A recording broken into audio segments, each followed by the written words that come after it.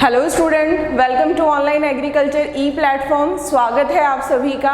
चलिए, आज का जो हमारा फर्स्ट क्वेश्चन है वो क्या है, पिंड खजूर बनाने के लिए इन चारों में से कौन सी उपयुक्त किस्म नहीं है। इसने पूछा है इन तीनों में से कौन सी उपयुक्त किस्म नहीं है। चलिए पहले हम देखते हैं पिंड खजूर। ठीक है, अब आप मुझे ये बताइए, हमने खजूर का कल्टीवेशन पढ़ा है हमारी बुक्स में। हार्वेस्टिंग के अकॉर्डिंग 4 टाइप का होता है। ठीक है, फर्स्ट जो होता है वो गिंडोरा स्टेज है, सेकंड जो है वो कौन सी है, डोका स्टेज है, थर्ड जो है वो डैंग स्टेज है, और फोर्थ जो है वो कौन सी है, वो आपकी पिंड खजूर है। क्लियर है इतना।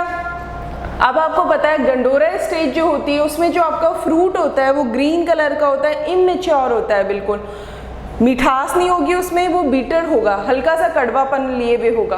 फिर जो मिठास आती है, थोड़ा थोड़ा पकना शुरू होता है, वो डोका स्टेज में होता है। और ये डोका स्टेज हमारे राजस्थान और भारत के लिए इतनी इम्पॉर्टेंट है क्योंकि हमें जो हार्वेस्टिंग करनी होती है वो इसी स्टेज पे करनी होती है। फलों की जो तुड़ाई करनी होती है हमें इसी स्टेज पे करनी होती है, इसी अवस्था पे करनी होती है, क्योंकि हमारे यहाँ पे बारिश स्टार्ट हो जाती है। और आपको पता है खजूर में जो फ्रूटिंग है, अगर उस पर अगर इन्वायरमेंट में आपके बादल भी आए हुए हैं, ह्यूमिडिटी भी है, और अगर बारिश हो गई है तो आपकी जो फ्रूट है वो बिल्कुल खराब हो जाएंगे, है ना।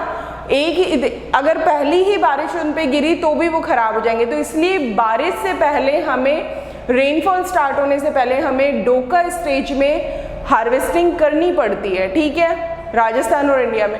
बात करते हैं फिर अब डैंग की। अरेबियन जो कंट्री है वो डैंग स्टेज में हार्वेस्ट करती है, इसमें और भी मिठास आ जाती है। और सबसे लास्ट जो होती है, जो पैकेट्स में आते भी हैं जिन्हें हम खाते हैं, वो क्या है, पिंड खजूर है। ठीक है, सबसे मीठा जो होगा वो क्या होगा, पिंड खजूर। तो सुपरफिशियली हमने देख लिया है। अब वैरायटी जाहिदी, शामरान, खदरावी या उपयुक्त सभी, इसमें ये पूछा गया है पिंड खजूर की उपयुक्त किस्म नहीं है। ठीक है, अब देखिएगा, जाहिदी सबसे ज़्यादा उगाई जाने वाली वैरायटी है और ये पिंड खजूर के लिए सबसे उपयुक्त है। ठीक है, शमरान जो वैरायटी है उसके भी पिंड खजूर के लिए सबसे अच्छी है। बात करें खदरावी की, खदरावी जो वैरायटी है ये छुआरा बनाने के लिए उपयुक्त है। छुआरा आपको पता है क्या होता है, ड्राइड खजूर। पिंड में क्या होता है, पूरा पल्प लिए हुए होता है ना, गीला गीला जो पिंड खजूर खाते हैं, और छुआरा ड्राइड फॉर्म में होता है। ठीक है, और बात करें खदरावी और शमरान भी है, ये पिंड खजूर बनाने के लिए भी उपयुक्त है और छुआरा बनाने के लिए भी उपयुक्त है। ठीक है, क्लियर हुआ। जो आपकी ये क्या है, छुआरा बनाने के लिए, ठीक है, उपयुक्त है। अब देखिए, नेक्टर ऑफ लाइफ किसे कहते हैं, नेक्टर ऑफ लाइफ। ठीक है, टमाटो को, ब्रिंजल को, लहसुन को या फिर भिंडी को। तो आप बताइएगा, नेक्टर ऑफ लाइफ जो टर्म दी गई है वो किसके लिए दी गई है, टमाटो के लिए नहीं। टमाटो को तो हमने पढ़ा है कि इसको तो क्या पुअर्स मैन ऑरेंज बोला जाता है, वोल्फ एप्पल बोला जाता है, नंबर 1 प्रोसेसिंग ये बोला जाता है। नंबर 1 जो प्रोसेसिंग है उसकी हम किस में करते हैं, टमाटो में करते हैं। और बात की जाए और क्या बोला जाता है, विलायती बैंगन के नाम से जाना जाता है। तो कई बार एग्जाम में क्या होता है, टफ क्वेश्चन ना देके इजी क्वेश्चन जो कॉमन नेम होते हैं फ्रूट्स या वेजिटेबल के, उन्हीं को दे देता है। जैसे पुअर्स मैन फ्रूट जो है ये सुपरवाइजर में पहले आया हुआ है। ठीक है, अब बात करते हैं ब्रिंजल की। तो ब्रिंजल को आपको अच्छे से पता है, इसे एग प्लांट बोला जाता है।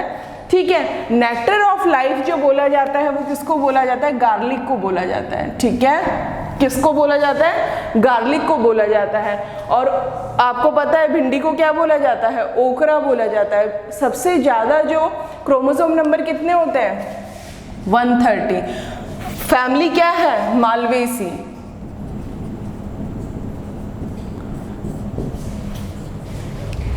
फैमिली क्या है, मालवेसी है। नाम क्या है, एबेलमॉस्कस एस्कुलेंटम, पता है आपको। अब बात करते हैं गार्लिक की। गार्लिक का बॉटनिकल नेम क्या है, एलियम सटाइवम एलिएसिस की फैमिली है, जिसका दूसरा नाम क्या है, एमरलिडिएसी। ठीक है, क्रोमोसोम नंबर गार्लिक के कितने होंगे? 2n = 16। ठीक है, बात करते हैं ब्रिंजल की। ब्रिंजल को आपको पता है एग प्लांट बोला जाता है, नाम क्या है? सोलेनम मेलोंजिना। ठीक है, और बात करें इसकी फैमिली की, दोनों की फैमिली क्या है? सोलेनेसी, है ना।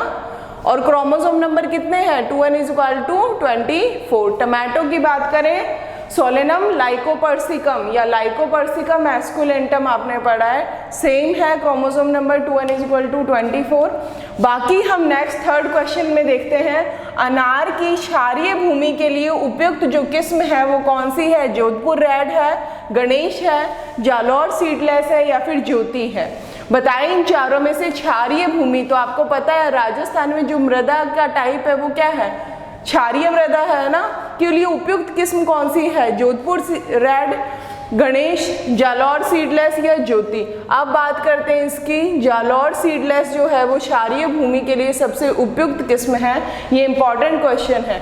जोधपुर रेड जो है ये भी कम पानी चाहने वाली अच्छी किस्म है, कम पानी चाहिए इसे, तो हमारे जोधपुर रीजन में है ना, जोधपुर भी डेजर्ट है तो फिर बात करें वहाँ पे ये आराम से उगती हैं, बहुत अच्छी तरीके से अपना प्रोडक्शन देती हैं। गणेश की बात करें, गणेश जो वैरायटी है ये महाराष्ट्र की व्यावसायिक वैरायटी है और ज्योति IAHR ने निकाली है।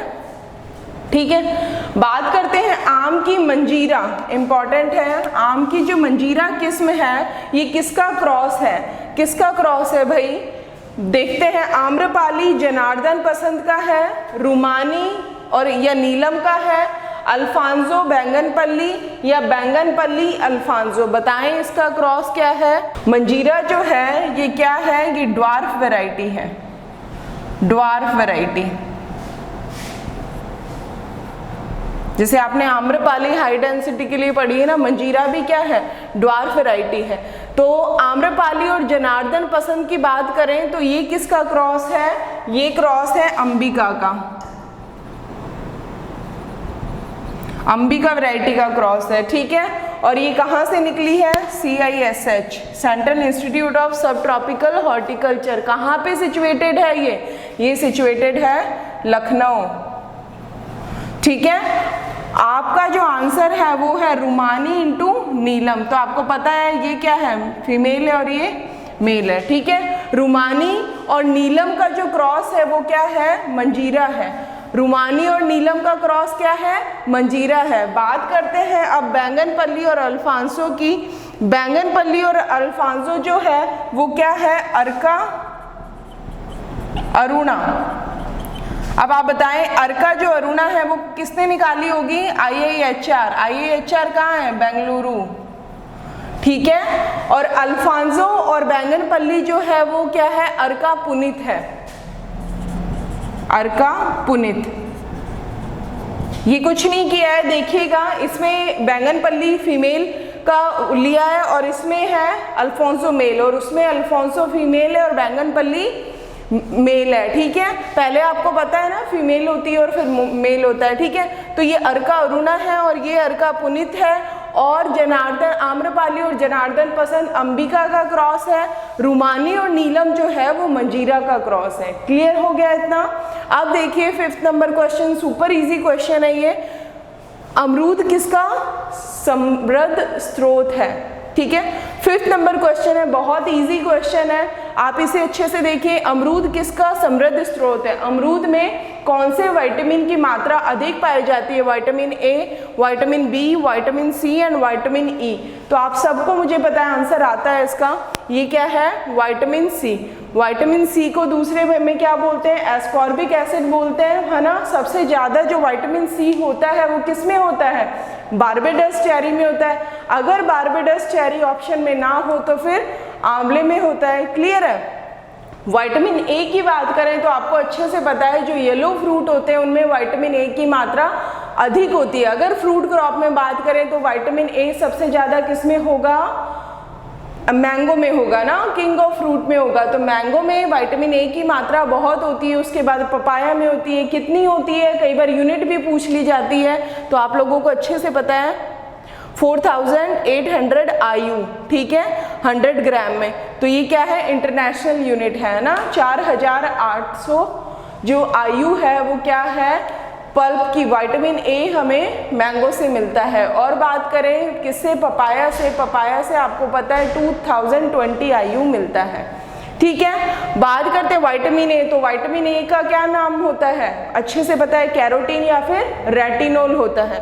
विटामिन बी की बात करें, विटामिन बी जो है ये सबसे ज़्यादा फ्रूट क्रॉप में बील पत्र जो होता है, बील फ्रूट होता है, उसमें प्रेजेंट होता है। और इसमें काफ़ी कैटेगरियाँ, विटामिन B1, B2, B3 है ना, B5, तो ये सारी हैं। तो B1 जो होता है उसे आपको पता है थायमीन बोलते हैं, और B2 जो होता है, इंपॉर्टेंट मोस्टली 2 कैटेगरी हैं, उसे क्या बोला जाता है, थायमीन और राइबोफ्लेविन, B2 को। एस्कॉर्बिक एसिड आपका क्या है, विटामिन सी है। और विटामिन ई जो है वो आपको पता है ये हमारी जो जनन क्षमता होती है, स्टेरिलिटी होती है, उसको प्रभावित करता है, ठीक है। और विटामिन ई का नाम क्या है, टोकोफेरोल है। क्लियर हुआ। अब हम नेक्स्ट क्वेश्चन की तरफ चलते हैं। चलिए स्टूडेंट, अब हमारा जो 6 नंबर क्वेश्चन है वो क्या है, पपीता की गायनोडायोशियस किस्म की बीज दर कितनी है। आपको पता है पपीते में डायोशियस और गायनोडायोशियस वेराइटीज प्रेफरेंस है। अब मोस्टली जो यूज़ की जाती है वो गायनोडायोशियस की जाती है। गायनो मतलब इसमें मादा भी होंगे फ्लावर प्लस उभयलिंगी होंगे, ठीक है, अलग अलग प्लांट पे। ये बात होती है, ये है क्या है, गायनोडायोशियस, ठीक है। तो 100 ग्राम होगी, 150 ग्राम होगी, 250 ग्राम होगी, 500 ग्राम होगी। तो जो गायनोडायोशियस है इसकी जो बीज दर है वो 200 से 250 ग्राम तक होती है। और बात करें किसकी, डायोशियस, ओनली डायोशियस की, तो 400 से 500 ग्राम पर हेक्टर होती है। क्लियर है। बेर की मध्यम, अब ये देखिएगा आपको पता है अगेती किस्में होती है, मध्यम होती है और पछेती किस्म होती है। और बेर से इसी प्रकार पूछी जाती है, अगेती किस्म इनमें से कौन सी है, मध्यम इनमें से कौन सी है, और पछेती इनमें से कौन सी है। मध्यम समय में पकने वाली किस्म नहीं है। अब इन्होंने क्या पूछा है, नहीं है।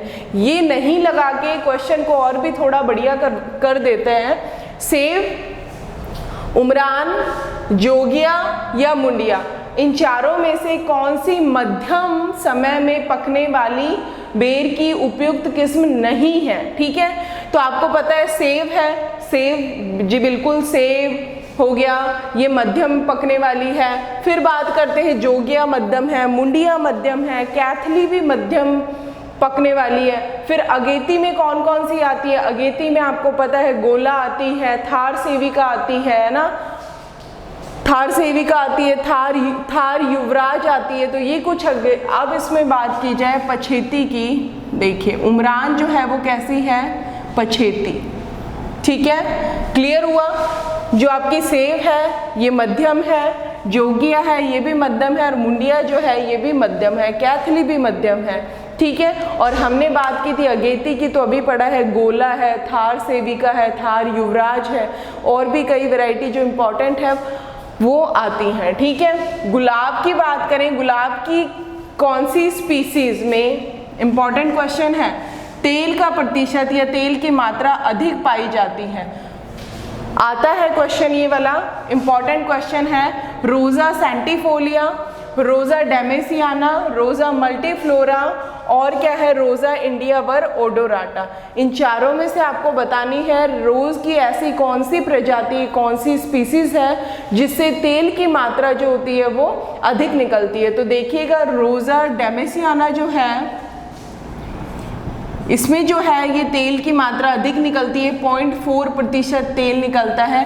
तेल बनाने के लिए जो सबसे ज़्यादा ग्रोइंग की जाती है वो रोजा डेमेसियाना को ही है। अब देखिएगा इधर ये भी पूछा जाता है सबसे उपयुक्त जो तेल होता है, तेल की जो गुणवत्ता होती है वो किसकी सबसे अच्छी है। तो 0.1% तो तेल होता है, पर तेल की जो गुणवत्ता है, गुणवत्ता ये बहुत अच्छी होती है, हाई होती है, बहुत ही बढ़िया होती है। इतनी सारी स्पीसीज में सबसे अच्छी अगर तेल या फ्रेग्रेंस की बात करें तभी इसके नाम के आगे क्या लिखा हुआ है, सेंटी, सेंट अपन परफ्यूम है ना, तो बहुत अच्छी खुशबू होती है, बहुत अच्छी क्वालिटी होती है इसके तेल की। तो उसमें आ जाएगा आपका रोजा सेंटिफोलिया। रोजा इंडिका वर ओडोराटा जो है ये क्या है, ये मूल वृंत है, क्या है, रूट स्टॉक है नॉर्थ के लिए, ठीक है। सबसे अच्छी जो रूट स्टॉक है ये कौन सी, ओडोराटा। और जो मल्टीफ्लोरा ये वेस्ट पश्चिमी भारत के लिए जो रूट स्टॉक है वो कौन सी है, मल्टीफ्लोरा है। ठीक है, अब देखिएगा घासों की खेती कहलाती है, घासों की खेती करने को क्या कहते हैं, विटीकल्चर, सिल्वीकल्चर, एग्रोस्ट्रोलॉजी या फिर ओलेरिकल्चर। तो आपको अच्छे पता है अंगूर की खेती को करना क्या बोलते हैं, विटीकल्चर, वनों की खेती को क्या बोलते हैं, सिल्वीकल्चर, और एग्रोस्ट्रोलॉजी जो है वो क्या है, घासों की खेती करना, और ओलेरिकल्चर आपको अच्छे से पता है सब्जियों की खेती करना क्या कहलाता है, ओलेरिकल्चर कहलाता है। क्लियर है। IVRI कहाँ है ये, इंडियन वेटनरी रिसर्च इंस्टीट्यूट, कहाँ है, इज्जत नगर बरेली यूपी।